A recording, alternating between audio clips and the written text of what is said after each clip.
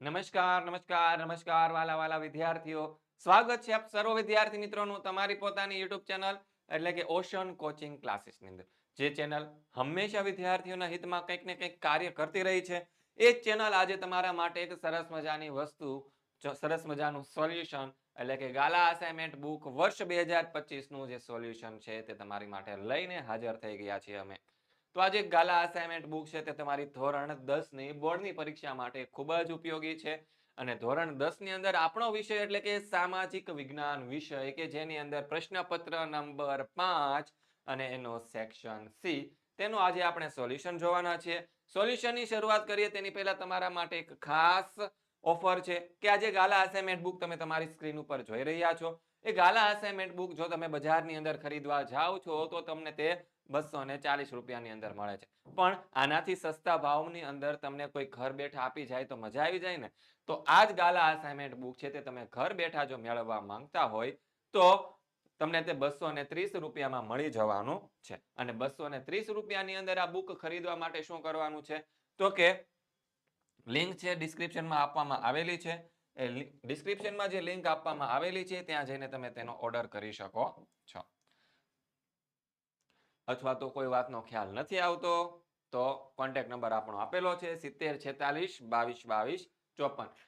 અને આ જે ગાલા અસાઇનમેન્ટ બુક છે તેને તમે તમારા મોબાઈલની અંદર પણ ઓપન કરી શકો છો. ક્યાં ખોલી શકો છો? મોબાઈલની અંદર ઓપન કરી શકો છો. અને મોબાઈલની અંદર ઓપન કરવા માટે શું કરવાનું છે તો કે આ સ્માર્ટ ડિજીના બુક એપ્લિકેશન છે તેને ડાઉનલોડ કરવાની છે. કઈ રીતે ડાઉનલોડ કરશો તો કે અહીંયા તમને એક QR કોડ આપેલો છે. તમારી ગાલા અસાઇનમેન્ટ બુક છે એની પાછળનું પેજ ફેરવશો એટલે તરત જ તમને ત્યાં એક આ QR કોડ જે છે એ તમને દેખાશે. એ QR કોડને તમે જેવો સ્કેન કરો છો એટલે તમને શું જોવા મળશે? આ જે સ્માર્ટ ડીજી બુક છે એપ્લિકેશન જોવા મળશે. તેને તમારે ત્યાંથી ડાઉનલોડ કરી લેવાની છે. ડાઉનલોડ કરીને જેવી ઓપન કરો છો તરત જ તમારી પાસે થોડીક બેઝિક ડિટેલ્સ માંગવામાં આવશે, જેમ કે નામ, મોબાઈલ નંબર, ઈમેલ આઈડી. આ બધી વસ્તુ ફિલઅપ કર્યા પછી તમારી પાસે એક એક્સેસ કોડ માંગવામાં આવશે કે જે તમારે અહીંયા ગાલા અસાઇનમેન્ટ બુક છે પાછળના ભાગમાં અહીં તમને આપવામાં આવેલો છે. આ એક્સેસ કોડને તમે જેવો એન્ટર કરો છો તરત જ આ જે ગાલા અસાઇનમેન્ટ બુક છે તમારા મોબાઈલની અંદર એપ્લિકેશનની અંદર ઓપન થઈ જશે. આગળ જોઈએ તો દર વર્ષે નવનીત કંપની દ્વારા જે ગાલા અસાઇનમેન્ટ બુક લોન્ચ કરવામાં આવે છે તેની સાથે સાથે ગાલા 21 અપેક્ષિત પ્રશ્ન સંગ્રહો પણ લોન્ચ કરવામાં આવે છે. અને ધોરણ 10 ની અંદર આજે ગાલા 21 અપેક્ષિત પ્રશ્ન સંગ્રહો છે ટોટલ 7 વિષયોના આવે છે. કેટલા વિષયોના આવે છે? 7 વિષયોના આવે છે. તો આ જે 7 વિષયો છે તેમાંથી તમે તમારા અનુકૂળ મનપસંદ વિષયો જે છે એ મંગાવી શકો છો. અને આજે ગાલા 21 અપેક્ષિત પ્રશ્ન સંગ્રહો છે ભૂતકાળની અંદર જે વિદ્યાર્થીઓએ ધોરણ 10 ની પરીક્ષા આપેલી છે એને આમાંથી તૈયારી કરીને ખૂબ સારા એવા માર્ક્સ મેળવેલા છે. એના કારણે તેઓ અત્યારે જે પરિસ્થિતિમાં જીવે છે અથવા તો અત્યારે જે પરિસ્થિતિની અંદર સારા માર્ક્સ મેળવે છે એની પાછળ શું છે, કોનો હાથ છે તો કે આ ગાલા 21 અપેક્ષિત પ્રશ્ન સંગ્રહોનો હાથ છે. તો તમે પણ આ ગાલા 21 અપેક્ષિત પ્રશ્ન સંગ્રહો મંગાવી શકો છો અને એમાંથી સારી એવી તૈયારી કરીને ધોરણ 10 ની બોર્ડની પરીક્ષાને ઉજ્જવળ બનાવી શકો છો. તો આજે ગાલા 21 અપેક્ષિત પ્રશ્ન સંગ્રહો જો તમે મંગાવો છો તેમાં નવનીત કંપની દ્વારા 3 ઓફરો આપવામાં આવેલી છે. પહેલી ઓફર છે ₹300 ની.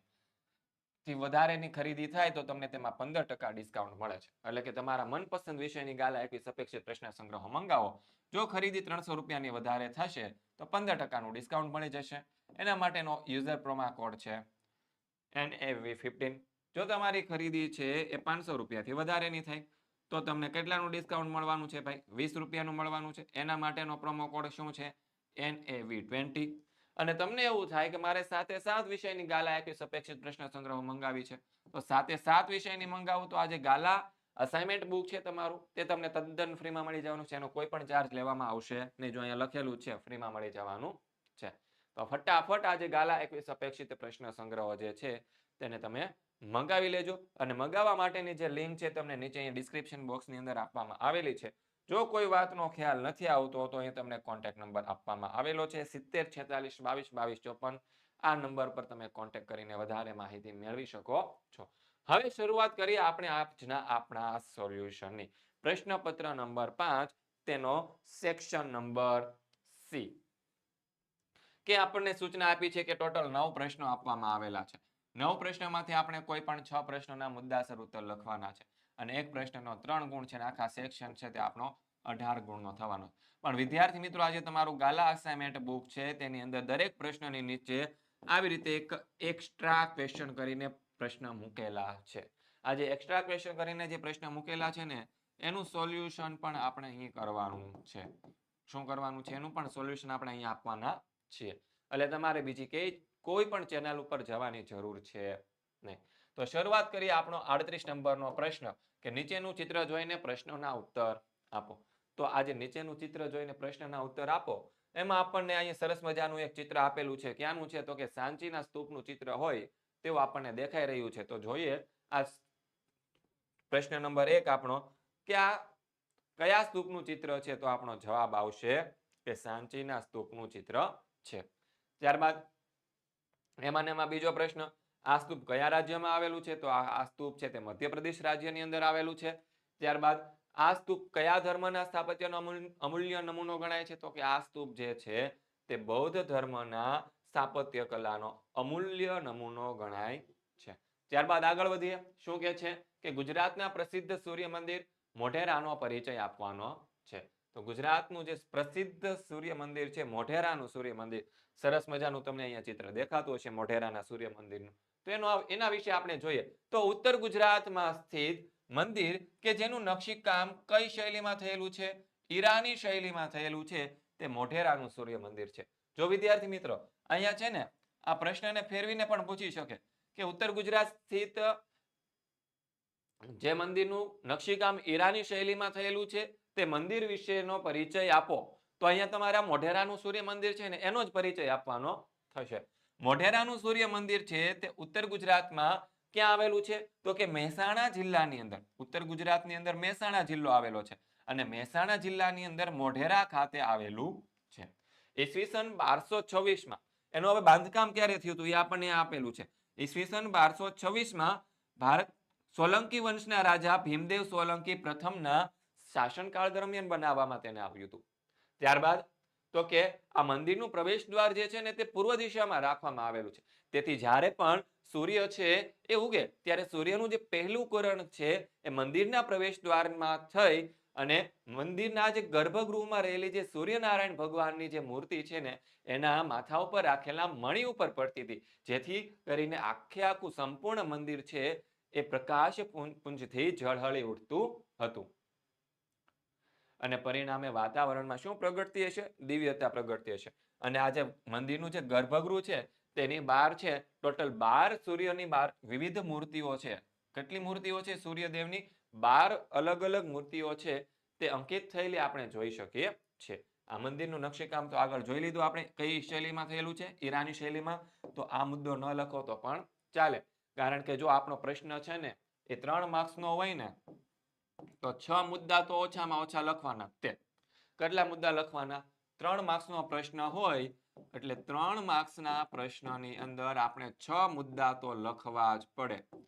કેટલા મુદ્દા લખવા પડે? 6 મુદ્દા તો લખવા જ પડે. પછી સૂર્ય મંદિરના આગળના ભાગમાં લંબચોરસ આકારનો વિશાળ જળકુંડ છે. આ કુંડની ચારે બાજુએ નાના નાના કુલ 108 મંદિરો એટલે કે દેરીઓ આવેલી છે. તેમાં સવાર સાંજ પ્રગટાવવામાં આવતા દીપમાળાને લીધે નયનરમ્ય દ્રશ્ય ઊભું થાય છે. આગળ જોઈએ શું કહે છે? મોઢેરાનું સૂર્ય મંદિર છે તેની કલાત્મક સ્થાપત્ય રચના અને શિલ્પ સમૃદ્ધિને કારણે આંતરરાષ્ટ્રીય જે ખ્યાતિ છે તે ધરાવે છે.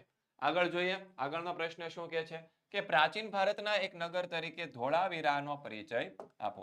પ્રાચીન ભારતનું એક નગર તરીકે આપણે ધોળાવીરાનો પરિચય આપવાનો છે. તો અહીં સરસ મજાનો તમને એક ચિત્ર આપેલું છે ધોળાવીરાનું. આ પ્રશ્નને આપણે બીજી રીતે પણ પૂછી શકીએ. કઈ રીતે પૂછી શકે? આ બધી જ જાણકારી જો તમારે મેળવવી હોય ને તો આપણા દ્વારા એક કોર્સ લોન્ચ કરવામાં આવેલું છે જેનું નામ છે આઈએમપી બેચ, જેની માહિતી હું તમને આગળ આપું છું. તો ધોળાવીરા છે એ ભુજથી લગભગ 140 કિલોમીટર દૂર આવેલું છે અને ભચાઉ તાલુકાના મોટા રણના ખદીર બેટમાં આવેલું છે. ક્યાં છે? ભુજથી લગભગ 140 કિલોમીટર દૂર ભચાઉ તાલુકો જે છે તેમાં કચ્છના મોટા રણની અંદર ખદીર બેટ વિસ્તારમાં આવેલું છે. તે હડપ્પાનું સમકાલીન મોટું અને વ્યવસ્થિત નગર છે.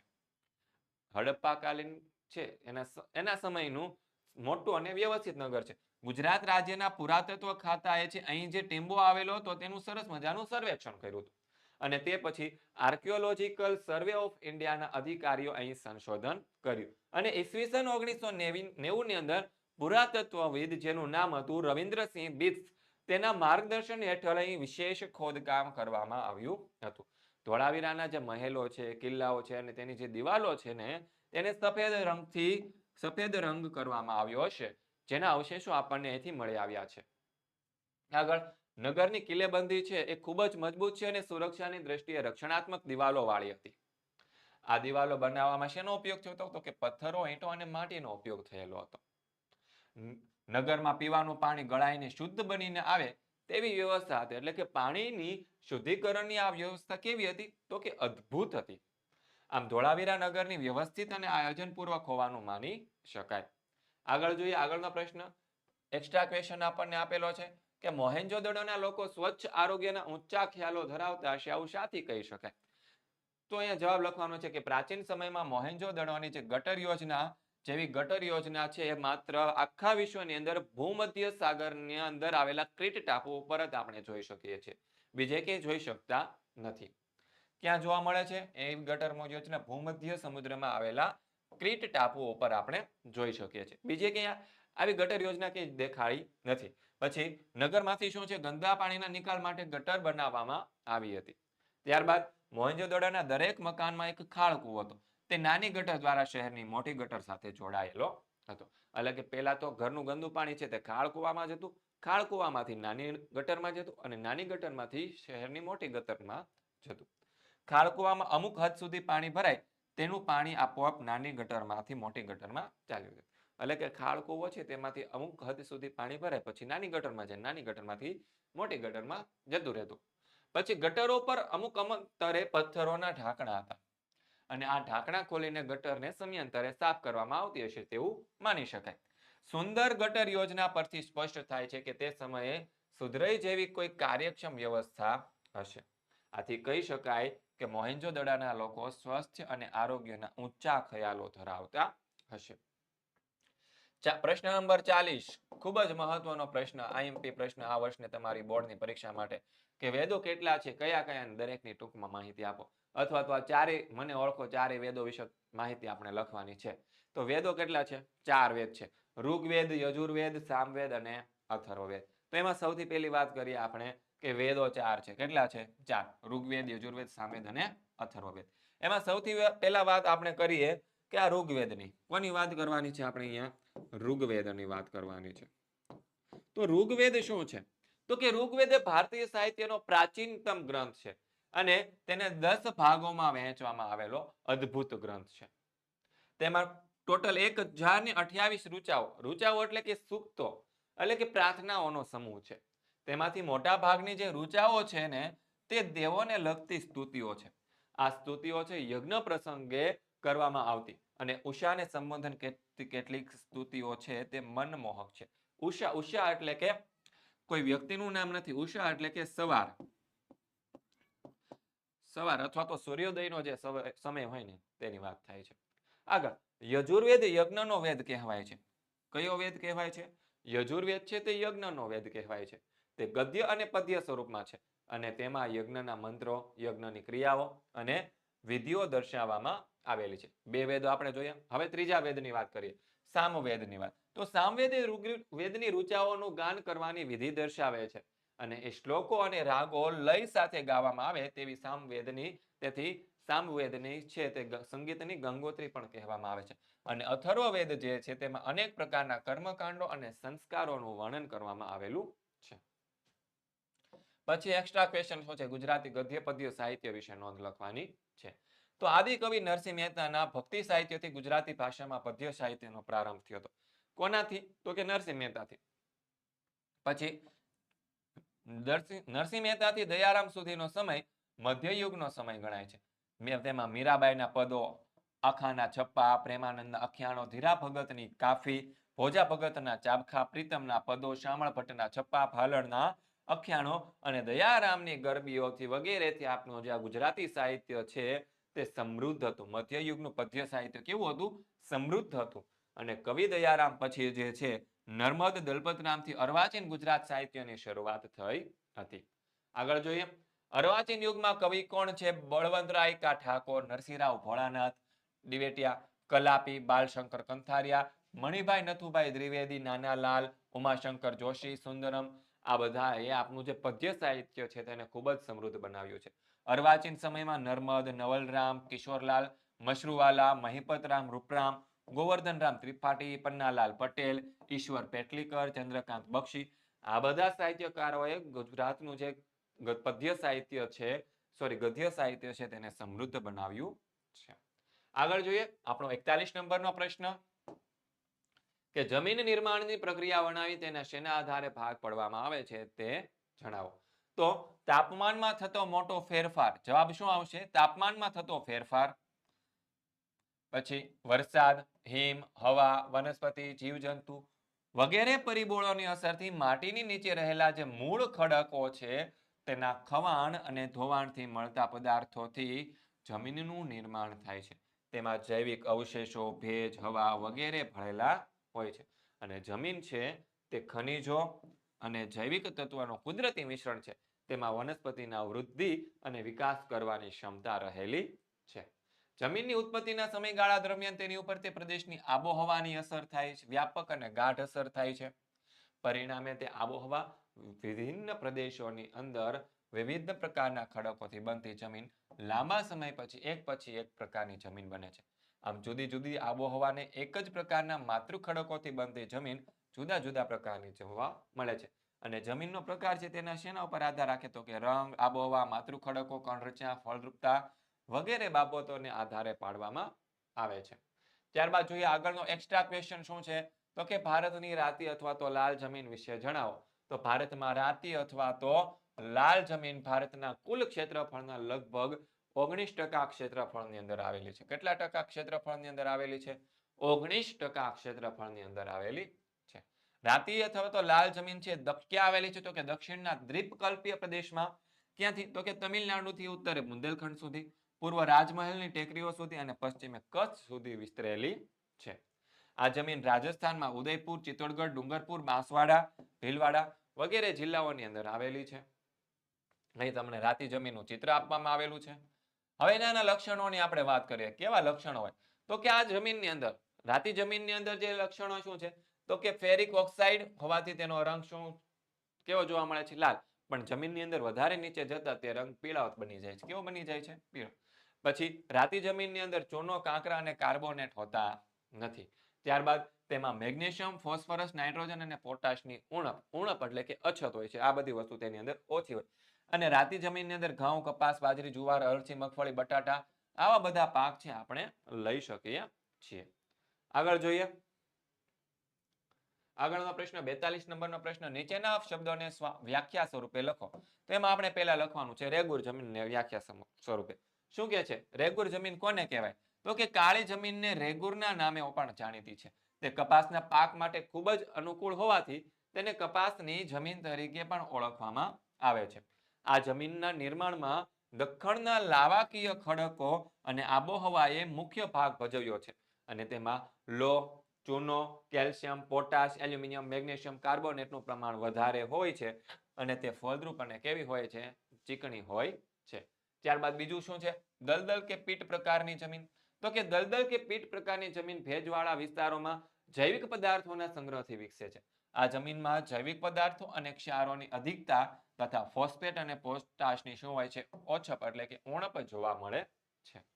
અને વર્ષા ઋતુ દરમિયાન છે આ જમીન પાણીમાં ડૂબેલી હોય છે. અને જ્યારે પાણી ઉતરી જાય ત્યારે તેમાં ખુલ્લી થતા અહીંથી ડાંગરની ખેતી કરવામાં આવે છે. ત્યારબાદ ત્રીજી જમીન કઈ છે? તો કે રણ પ્રકારની જમીન. તો કે રણ પ્રકારની જમીન સૂકી અને અર્ધ સૂકી આબોહવા ધરાવતા વિસ્તારોની અંદર આવેલી હોય. તે રેતાળ હોય, ઓછી ફળદ્રુપ હોય અને કેટલાક ક્ષેત્રોમાં ક્ષાર કણોની માત્રા વધારે હોય અને જૈવિક દ્રવ્યોની ઓછપ અને ઉણપ જોવા મળે છે. આગળ જોઈએ આગળનો પ્રશ્ન શું કહે છે? કે કાળી જમીનને કપાસની કાળી જમીન કહે છે. હમણાં થોડીક વાર પહેલા આપણે જોયું સેમ ટુ સેમ એવો પ્રશ્ન આવશે કે કાળી જમીન હોય તો એની અંદર શું હોય? તો કે લોહ, ચૂનો, કેલ્શિયમ, પોટાશ, એલ્યુમિનિયમ અને મેગ્નેશિયમ કાર્બોનેટનું પ્રમાણ વધારે હોય. તે ફળદ્રુપ અને ચીકણી હોય, તે ભેજ સંગ્રહ કરીને લાંબા સમય જાળવી રાખવાની ક્ષમતા ધરાવે. તેના આ ગુણો કપાસના પાકને ખૂબ જ અનુકૂળ હોવાથી તેના કપાસનો પાક સારો થાય છે. આથી કાળી જમીનને કપાસની કાળી જમીન કહેવામાં આવે છે. 5 મુદ્દા લખો, 3 માર્ક્સ બેઠા. છઠ્ઠો મુદ્દો નથી આવતો, એટલું જ લખવાનું છે. તો વિદ્યાર્થી મિત્રો, તમારી બોર્ડની પરીક્ષાઓ ખૂબ જ નજીક આવી રહી છે અને બોર્ડની પરીક્ષાની અંદર જો સારા માર્ક્સ મેળવવા છે ને, તો ઓશન કોચિંગ ક્લાસીસ દ્વારા બનાવવામાં આવેલો જે આપણો આઈએમપી બેચ છે તેની અંદર તમારે જોઈન્ટ થઈ જવાનું છે. કોર્સના ફાયદા શું છે ખબર છે? તો કે પ્રકરણ પ્રમાણે આઈએમપી પ્રશ્નોનું રિવિઝન મળી જવાનું છે. આપણા યુટ્યુબની અંદર ઓલરેડી એક વિડીયો લોન્ચ થઈ ગયેલો છે ડેમો માટેનો. એક પેલો ફર્સ્ટ લેક્ચર છે તે ફ્રી વાળો લેક્ચર છે તે ઓલરેડી લોન્ચ થઈ ગયેલો છે. તમે તે જોઈને ખાતરી કરી શકો છો કયા લેવલનું અમે એનિમેશન આપીએ છીએ, કેવા પ્રકારની અમારી પીપીટીઓ હોય છે. પછી આ જે લેક્ચર છે ને તે અમારે લાઈવ લઈને આવવાના છે અને તે લાઈવ લેક્ચર છે તે તમને રેકોર્ડેડ સ્વરૂપે પણ મળી જવાના છે. એટલે કે કોઈ કારણોસર જો તમે લાઈવ લેક્ચરની અંદર જોઈન્ટ નથી થઈ શકતા ને, તો એ વિડીયો છે તો વિડીયો સ્વરૂપે તમને મળી જવાનો છે. એવું નહીં કે લાઈવ પૂરો થઈ ગયો એટલે વિડીયો જતો રહ્યો, એવું નહીં. એ તમને હંમેશા માટે મળી રહેવાનો છે. આકર્ષક પ્રેઝન્ટેશન સાથે સમજાવટ. કયા પ્રેઝન્ટેશન સાથે સમજાવટ? આકર્ષક પ્રેઝન્ટેશન સાથે સમજાવટ મળી જવાની છે. પ્રેઝન્ટેશન પછી પીડીએફ. તમને અહીંયાથી જે વિડીયોની અંદર જે સમજાવવામાં આવે છે, અહીંયા તમે સ્ક્રીન ઉપર જે જોઈ શકો છો ને, એની એ જ વસ્તુ, એની એ જ પીડીએફ તમને વાંચવા માટે મળી જવાની છે. પછી ડાઉટ ક્લાસ અને બેકઅપ પ્લાન. ડાઉટ ક્લાસ હોય અને બેકઅપ પ્લાન જે હોય ને, એની પણ વાત થાય છે કે તમને કોઈ પ્રશ્નનું સોલ્યુશન નથી મળતું તો અમારી પાસે આવો, અમે તમને તેનું સોલ્યુશન આપીશું. અને એના માટેનો બેકઅપ પ્લાન. પછી વોટ્સઅપ સપોર્ટ. એની ટાઈમ તમે વોટ્સઅપની અંદર અમારી પાસેથી સપોર્ટ માંગી શકો છો. તમને બધા જ સપોર્ટ આપવામાં આવશે. પ્રીવિયસ યર પેપર સોલ્યુશન, એટલે કે ગયા વર્ષોના જે પેપરોના સોલ્યુશન છે એ પણ તમને મળી જવાના છે. આગળ જોઈએ 43 નંબરનો પ્રશ્ન. શું કે છે? વૈશ્વિકીકરણ એટલે શું? વૈશ્વિકીકરણમાં કયા કયા સુધારા હાથ ધરવામાં આવ્યા છે? તો વૈશ્વિકીકરણ એટલે કે દેશના અર્થતંત્રને વિશ્વના અર્થતંત્ર સાથે જોડવાની પ્રક્રિયા કે જેના પરિણામે વિશ્વના દેશોને ચીજ વસ્તુઓ, સેવાઓ અને ટેકનોલોજી અને શ્રમનો પ્રવાહ સરળતાથી પ્રાપ્ત થાય છે. શું છે? આપણા દેશનું જે અર્થતંત્ર છે એને વિશ્વના અન્ય દેશોના અર્થતંત્ર સાથે જોડવાની જે પ્રક્રિયા છે ને, એને વૈશ્વિકીકરણ કહેવાય. અને આ જે વૈશ્વિકીકરણની પ્રક્રિયા છે એમાં કઈ કઈ વસ્તુઓ જોડવામાં આવે છે? તો કે તેમાં ચીજ વસ્તુઓ, દેશની અંદર ઉત્પાદિત થતી ચીજ વસ્તુઓ છે તેને જોડવામાં આવે છે. ત્યારબાદ સેવાકીય સંસ્થાઓ જેમ કે શિક્ષણ સેવાઓ, વીમા સેવા, આ બધી વસ્તુઓની વાત થાય છે. ટેકનોલોજી, જે નવી ટેકનોલોજી આવે છે તે એક બીજા દેશો વચ્ચે ટ્રાન્સફર કરવામાં આવે છે. અને શ્રમનો પ્રવાહ, જે શ્રમ કરનારા જે મજૂરો હોય છે તેને એક દેશમાંથી બીજા દેશોમાં મોકલવામાં આવે છે. આ જે વસ્તુ છે ને એને વૈશ્વિકીકરણ કહેવાય છે. વૈશ્વિકીકરણમાં નીચેના સુધારાઓ હાથ ધરવામાં આવ્યા છે. કયા કયા સુધારાઓ હાથ ધરવામાં આવ્યા છે?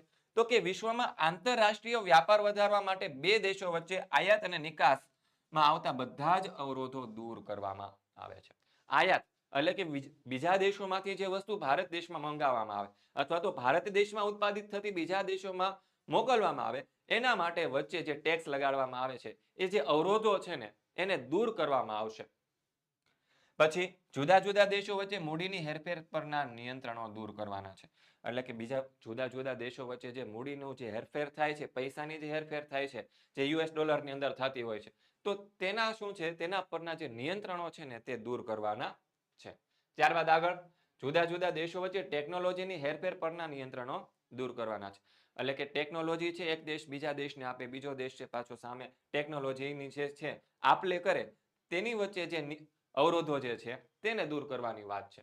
ત્યારબાદ જુદા જુદા દેશો વચ્ચે શ્રમિકોની હેરફેર પરના નિયંત્રણને દૂર કરવા, જેથી શ્રમની હેરફેર છે એ શું થઈ શકે? મુક્ત રીતે થઈ શકે. ત્યારબાદ આગળ જોઈએ શું છે કે એક્સ્ટ્રા ક્વેશ્ચન કે વૈશ્વિકીકરણના લાભ અને ગેરલાભ જણાવો. આગળ આપણે જોઈએ વૈશ્વિકીકરણની અસરો, હવે આપણે જોવાના છે તેના લાભ અને ગેરલાભ. તો પહેલા તો આપણે જોઈ લઈએ લાભ કે શું થાય છે.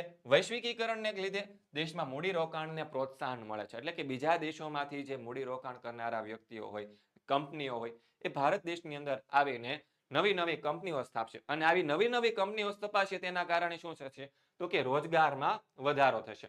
પછી વૈશ્વિકીકરણ દ્વારા વિકસિત દેશોમાં ઉત્પાદિત થતી વસ્તુઓ સરળતાથી પ્રાપ્ત થઈ શકે.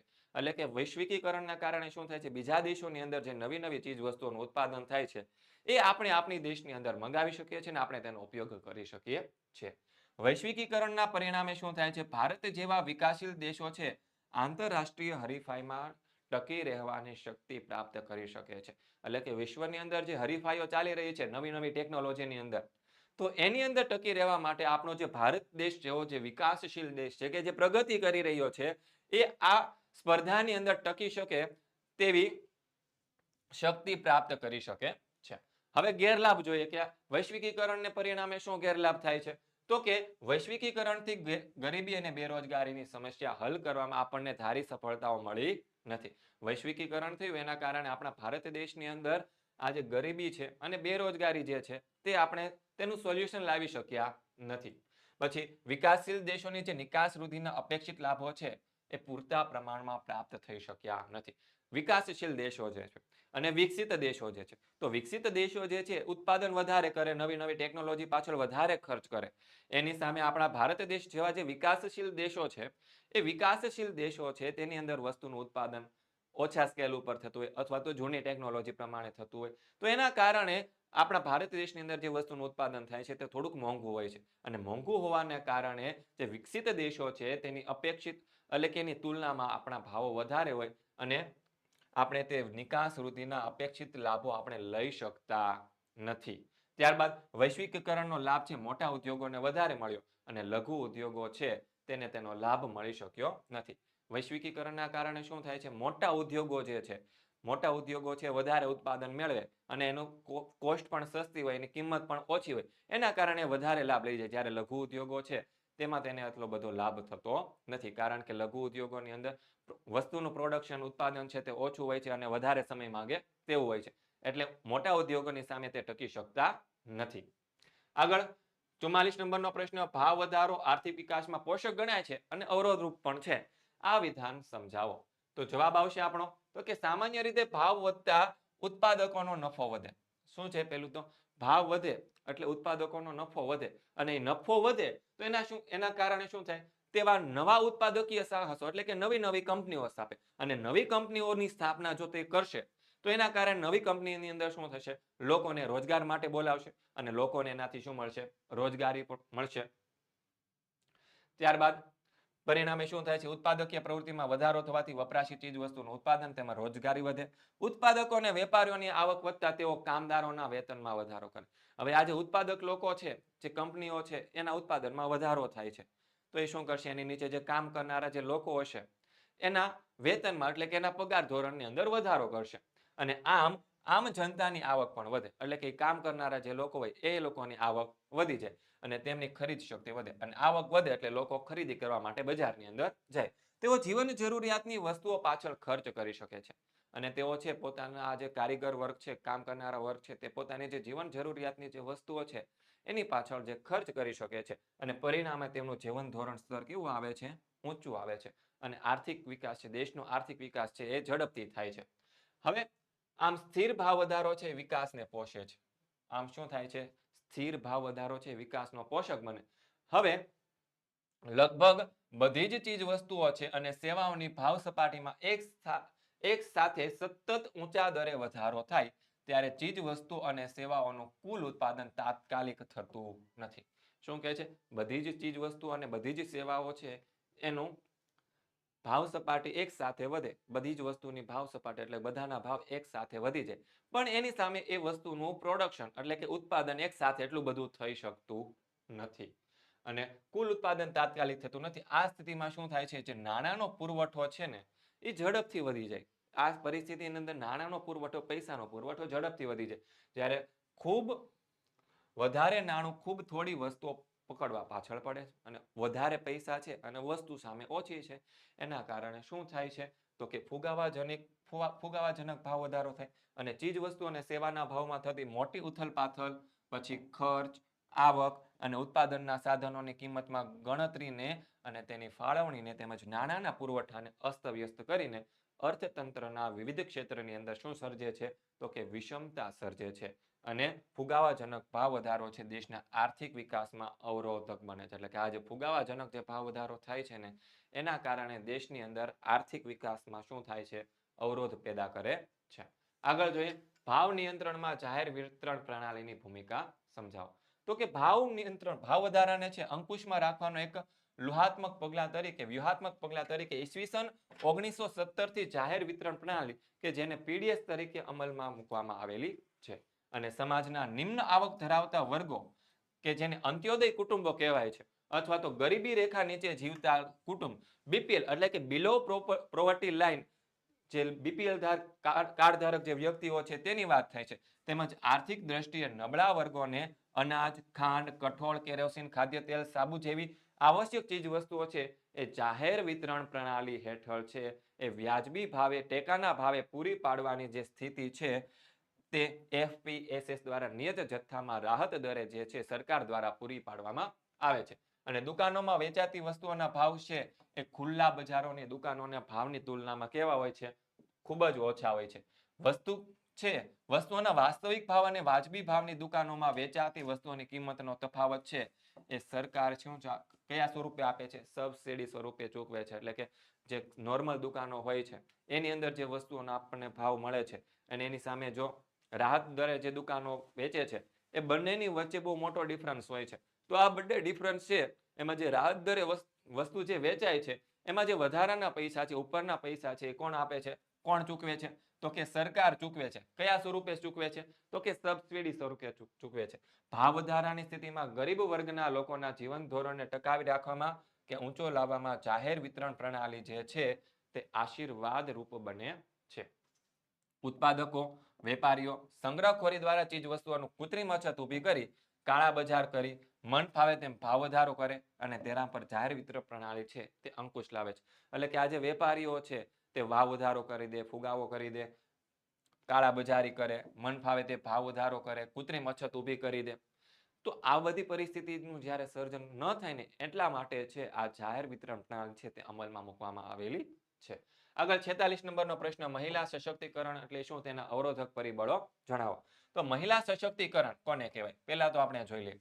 તો કે મહિલા સશક્તિકરણ એટલે કે જે સ્ત્રીઓ છે તેને શારીરિક, માનસિક, સામાજિક, શૈક્ષણિક, આર્થિક અને સાંસ્કૃતિક બાબતોની અંદર શક્તિશાળી અને સક્ષમ અને આત્મનિર્ભર બનાવવાની સમાજમાં પુરુષોની સરખામણીએ સમકક્ષ દરજ્જો આપવા માટેનો જે તેનો સર્વાંગી વિકાસ થાય ને આ જે પરિસ્થિતિનું નિર્માણ થાય ને તેને આપણે કહીએ છીએ મહિલા સશક્તિકરણ. હવે તેને આડે આવતા અવરોધક પરિબળો કયા કયા છે? તો કે મોટા ભાગના રાજ્યની અંદર ભારતની અંદર મોટા ભાગના રાજ્યોની અંદર વિવિધ ક્ષેત્રમાં જે ઊંચા પદો છે, ઊંચી આવક ધરાવતા પદો છે અથવા તો વધુ લાભ મળતો હોય, વધુ વેતન મળતું હોય એવા બધા જ કામો ઉપર છે ને મોટા ભાગે પુરુષો કામ કરતા આપણને જોવા મળે છે. પુરુષોનું વર્ચસ્વ છે. પછી ઘણા કુટુંબોમાં મહિલાઓ શું કામ કરતી હોય? તો કે ઘર કામ કરે, રસોઈ બનાવે અથવા તો બાળ ઉછેરના કામ છે મહિલાઓ દ્વારા કરવામાં આવે છે. તેનો કોઈ હિસ્સો છે એટલે કે આ બધા ઘર કામ કરે, રસોઈ કરાય કે બાળ ઉછેરનું જે કામ કરે ને તે દેશના આર્થિક વિકાસમાં કોઈ પણ કામનું છે નહીં. એટલે કે આર્થિક હિસ્સો ઉપાર્જન કે રાષ્ટ્રીય આવકમાં એ ગણાતો નથી. ઉદ્યોગો છે, સરકારી કે અર્ધ સરકારી નોકરીઓમાં પુરુષોનું પ્રભુત્વ જોવા મળે છે. કોઈ પણ જગ્યાએ તમે જાઓ, ઉદ્યોગો હોય, કોઈ પણ જગ્યાએ કોઈ કંપનીની અંદર તમે જાઓ, શાળાઓની અંદર જાઓ, તો કોઈ પણ જગ્યાએ તમે જાઓ તો એ જગ્યાએ તમને પુરુષોનું પ્રમાણ વધારે જોવા મળશે સ્ત્રીઓની સરખામણીમાં. એટલે કે બધી જ જગ્યાએ નોકરીઓની અંદર છે એ પુરુષોનું પ્રમાણ આપણને વધારે જોવા મળે છે. સમાજના વિવિધ ક્ષેત્રોમાં સ્ત્રીઓ અને પુરુષો વચ્ચે અનેક અસમાનતાઓ, ભેદભાવો પ્રવર્તે છે. અને ભારતીય કૌટુંબિક જીવન પ્રણાલી જે છે તેમાં સ્ત્રીઓને શું ગણવામાં આવે છે? તો કે બોજારૂપ ગણવામાં આવે છે. કુટુંબ સ્ત્રીઓને નિર્ણય લેવાની કે કોઈ સત્તા હોતી નથી. કુટુંબની અંદર જે સ્ત્રીઓ હોય છે એને કુટુંબના જે પરિવારના જે નિર્ણયો લેવાના હોય છે એમાં કોઈ પણ પ્રકારની સત્તાઓ આપવામાં આવતી નથી. અભ્યાસની તકો અને વ્યવસાયિક કામમાં સ્ત્રીઓ પ્રત્યે છે લૈંગિક ભેદભાવ રાખવામાં આવે છે. લૈંગિક ભેદભાવ રાખવામાં આવે એટલે કે સ્ત્રીઓની અંદર સાક્ષરતાનું પ્રમાણ ઓછું હોય. આથી એવું માનવામાં આવે કે સ્ત્રી કામદારોને પુરુષ કામદારોની સરખામણીમાં ઓછું વેતન આપવામાં આવશે. ઓછી જવાબદારી વાળા કામ તેને આપવામાં આવે અને તે નિપુણ ન હોવાથી નિપુણ ન બને તેવા કામો તેને સ્ત્રીઓને ફાળવવામાં આવે છે. સમાજની રૂઢિચુસ્તતા, રિવાજો, માન્યતાઓ, પરંપરાઓ વગેરેને લીધે તેમજ આર્થિક અને શૈક્ષણિક પછાતપણાને લીધે સ્ત્રીઓ અને પુરુષો જેટલા અધિકારો આપણે પ્રાપ્ત થતા નથી. પરિણામે શું થાય છે? સામાજિક કુરિવાજો અને અન્યાયનો ભોગ બનતી જાય છે ને સાક્ષરતાનું નીચું પ્રમાણ છે એ સ્ત્રીઓની પ્રગતિને શું બને છે? અવરોધરૂપ બને છે. આગળનો પ્રશ્ન જોઈએ, એક્સ્ટ્રા ક્વેશ્ચન છે કે આપણી આસપાસ જોવા મળતી કઈ કઈ બાબતો દેશના માનવ વિકાસ આંકને અસર કરે છે? આપણી આસપાસ ઘણી બધી એવી બાબતો છે કે જે આપણા દેશના માનવ વિકાસ આંક છે તેને અસર કરતી જોવા મળે છે. તો નીચે પ્રમાણેની છે.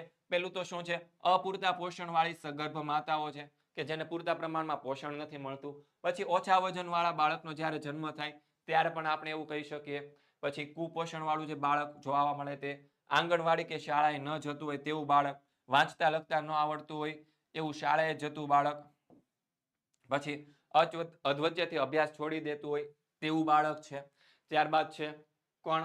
તો કે દીકરીઓને ઉચ્ચ અભ્યાસ માટે ન મોકલતા કુટુંબો, બેરોજગાર શિક્ષિત અને અશિક્ષિત યુવાનો, અકસ્માતમાં અકાળે અવસાન પામતી વ્યક્તિ અને ગંભીર બીમારીઓથી પીડાતી વ્યક્તિઓ. આ બધાને આધારે આપણે કહી શકીએ કે આપણો જે માનવ વિકાસાંક છે તે એમાં અવરોધક પરિબળો છે. તો વિદ્યાર્થી મિત્રો, આ તો તમારું સરસ મજાનું પ્રશ્નપત્ર 5ના સેક્શન સી નું સોલ્યુશન. વિદ્યાર્થી મિત્રો, આપણો આજે સામાજિક વિજ્ઞાન વિષયના સોલ્યુશન જોઈ રહ્યા છીએ. એ સામાજિક વિજ્ઞાન વિષયના વધારે અપડેટ મેળવવા માટે, વધારે માહિતી મેળવવા માટે આપણું જે આ વોટ્સઅપ ગ્રુપ છે, વોટ્સઅપ ગ્રુપની અંદર તમારે જોઈન્ટ થઈ જવાનું છે કે જેની લિંક જે છે તે તમને નીચે ડિસ્ક્રિપ્શનમાં આપવામાં આવેલી છે. વિડીયોના જે ડિસ્ક્રિપ્શન છે ત્યાંથી તમને તેની લિંક મળી જવાની છે. તો ફટાફટ એ લિંક ઉપર ક્લિક કરીને જોડાઈ થઈ જાઓ, જેથી કરીને આવનારા સમયની અંદર તમને નવી નવી અપડેટ્સ મળ્યા કરે. અને આગળ આપણે જે વાત કરી હતી, શેની વાત કરી હતી? તો કે આઈએમપી બેચની વાત કરેલી હતી. આઈએમપી બેચ, આઈએમપી બેચની અંદર જોઈન થવું હોય તો આપણો અહીંયા કોન્ટેક્ટ નંબર તમને આપવામાં આવેલો છે 70 46 22 22 54. અને કોર્સની પ્રાઇસ હતી 399 રૂપિયા. આ 399 રૂપિયાનો કોર્સ છે. તમારે 399 રૂપિયામાં તેને ખરીદવાનો નથી.